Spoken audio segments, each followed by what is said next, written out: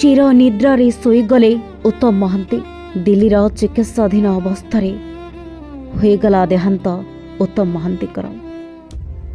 ସବୁଦିନ ପାଇଁ ସ୍ଥୂଳ ଜଗତକୁ ଛାଡ଼ି ପରଲୋକକୁ ଚାଲି ଯାଇଛନ୍ତି ଅଲିଉଡ଼ର ବରିଷ୍ଠ ଅଭିନେତା ଉତ୍ତମ ମହାନ୍ତି। ଦିଲ୍ଲୀରେ ଚିକିତ୍ସା ହୋଇ ଭଲ ହୋଇ ଫେରିବା ପାଇଁ ପୁଅ ବାବୁସାନ ଶତ ଚେଷ୍ଟା କରିଥିଲେ। ଭୁବନେଶ୍ୱରର ସମସ୍ତ ହସ୍ପିଟାଲକୁ ଛାଡ଼ି ସୁଦୂର ଦିଲ୍ଲୀ ଆସିଥିଲେ।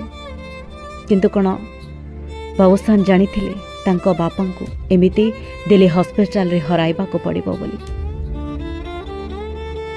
ଓଡ଼ିଆ ସିନେମା ଜଗତର ଗାମ୍ଭୀର୍ଯ୍ୟ ଅଭିନେତା ରହିଥିଲେ ଉତ୍ତମ ମହାନ୍ତି।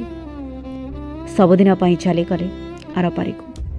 ଦିଲ୍ଲୀରେ ଚିକିତ୍ସାଧୀନ ଅବସ୍ଥାରେ ଘଟିଲା ତାଙ୍କର ଦେହାନ୍ତ। ଆଉ ନାହାନ୍ତି ଉତ୍ତମ ମହାନ୍ତି। ବରିଷ୍ଠ ଅଭିନେତା ଉତ୍ତମ ମହାନ୍ତିଙ୍କର ଦେହାନ୍ତ ହୋଇଛି। ଏବେ ଓଡ଼ିଆ ସିନେମା ଜଗତକୁ ଆଉ ଏକ ଦୁଃଖର କଳାବାଦଲ ଘୋଟେଇ ଆସିଛି। ସବୁଦିନ ପାଇଁ ଚାଲି ଯାଇଛନ୍ତି ଉତ୍ତମ ମହାନ୍ତି। ବ୍ୟୁରୋ ରିପୋର୍ଟ, ସଂସ୍କାର ଟିଭି ଓଡ଼ିଶା।